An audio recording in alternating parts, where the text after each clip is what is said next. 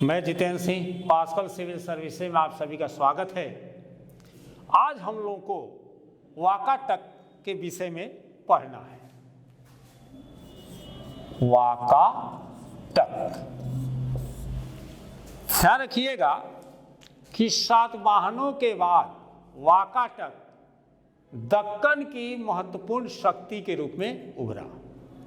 वाकाटक वंश का संस्थापक विंध्य शक्ति को माना जाता है। वाकाटक वंश की संस्थापक आप देखेंगे कि विंध्य शक्ति को माना जाता है, विंध्य शक्ति को माना जाता है। इसको शिलालेखों में वाकाटक वंश केतु कहा गया है। विंध्य शक्ति को जो है शिलालेखों में आप देखेंगे वाकाटक वंश केतु कहा गया है। वाकाटक वंश केतु जो है कहा गया है। क्या हो गया? यह विष्णु बुद्धि गोत्र का ब्राह्मण था। विंध्य शक्ति की तुलना इंद्र एवं विष्णु से की जाती है। यानी कि विंध्य शक्ति की तुलना आप देखेंगे कि इंद्र एवं विष्णु से की जाती है। इंद्र एवं विष्णु से की जाती थी। संभवतः आप देखेंगे कि वाकाटकों का दक्कन प्रदेश में 3री शताब्दी से लेकर 5वीं शताब्दी तक शासन रहा है। यानी कि विंध्य शक्ति यानी कि वाकाटकों का जो है दक्कन प्रदेश में 3री शताब्दी से लेकर 5वीं शताब्दी तक शासन रहा है। विंध्य शक्ति का पुत्र एवं उत्तराधिकारी हारीति पुत्र प्रवर सेन, हारीति पुत्र प्रवर सेन जो था, इसका पुत्र और उत्तराधिकारी था।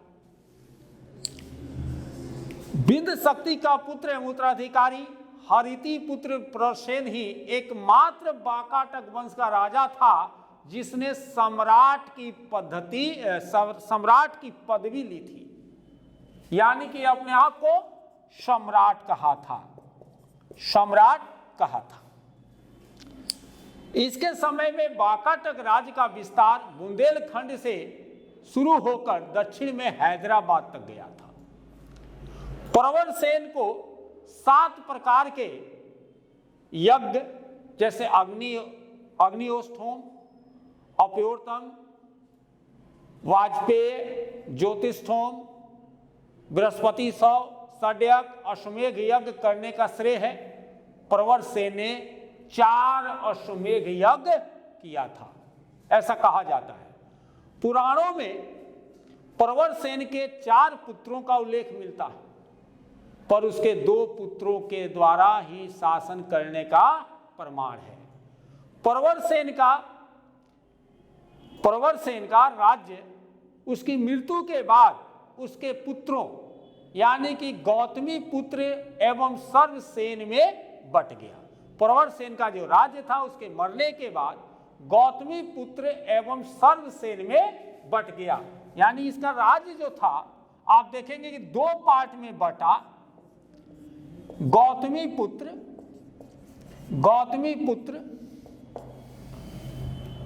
एवं सर्वसेन के रूप में बट गया था।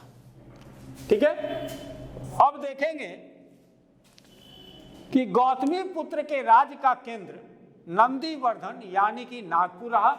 यानी कि गौतमी पुत्र का जो केंद्र था ये जो है आप देखेंगे कि नंदीवर्धन या नंदीवर्धन या आप नागपुर भी इसको कह सकते हैं, नागपुर था गौतमी पुत्र का। एवं सर्वसेन का केंद्र जो था, राज्य का केंद्र, वो बरार में था। इनका कहां था? बरार, यानी कि 2 पार्ट में बट गया। गुप्त सम्राट चंद्रगुप्त द्वितीय ने अपनी पुत्री प्रभावती का विवाह वाकाटक नरेश रुद्रसेन द्वितीय से किया था। रुद्रसेन द्वितीय पृथ्वी सेन प्रथम का पुत्र एवं उत्तराधिकारी था। कालांतर में रुद्रसेन के मरने के बाद करीब 13 वर्ष तक प्रभावती गुप्त ने अपने अल्प वयस्क पुत्र की संरक्षिका के रूप में अपने पिता के सहयोग से शासन किया। प्रभावती गुप्त के पुत्र दामोदर सेन ने प्रवर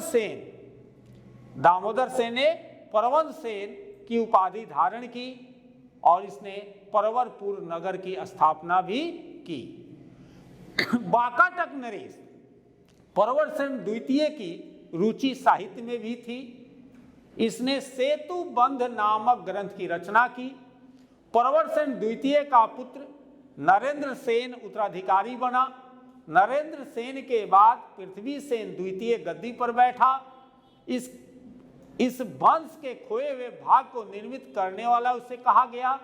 शायद पृथ्वी सेन ने पदमपुर को अपनी राजधानी बनाई थी, ऐसा कहा जाता है। वाकाटकों की इस शाखा का अस्तित्व 480 ईस्वी तक रहा। वाकाटकों की वत्स गुल्मा या अमुख्य शांख का संस्थापक सर्वसेन प्रवरसेन प्रथम का पुत्र था। इसने वत्स गुल्मा को अपनी राजधानी बनाकर धर्म महाराज की उपाधि धारण की। इसे प्राकृत ग्रंथ हरि विजय एवं गाथा सप्तशती के कुछ अंशों का लेखक माना गया है। सर्वसेन के उत्तराधिकारी बिंदसेन द्वितीय ने बिंद शक्ति द्वितीय एवं धर्म महाराज की उपाधि धारण की। बिंद शक्ति द्वितीय का पुत्र प्रवरसेन द्वितीय एक उदार शासक था। प्रवरसेन द्वितीय के बाद देवसेन एवं देवसेन के बाद हरिसेन राजा हुआ। हरिसेन के समय वाकाटक राज्य की सीमाएं मालवा से दक्षिण में कुंतल एवं पूरब में बंगाल की खाड़ी से पश्चिम में अरब सागर तक फैली थी। वाकाटक साम्राज्य इस समय अपने चरमोत्कर्ष पर था। इसकी मृत्यु के बाद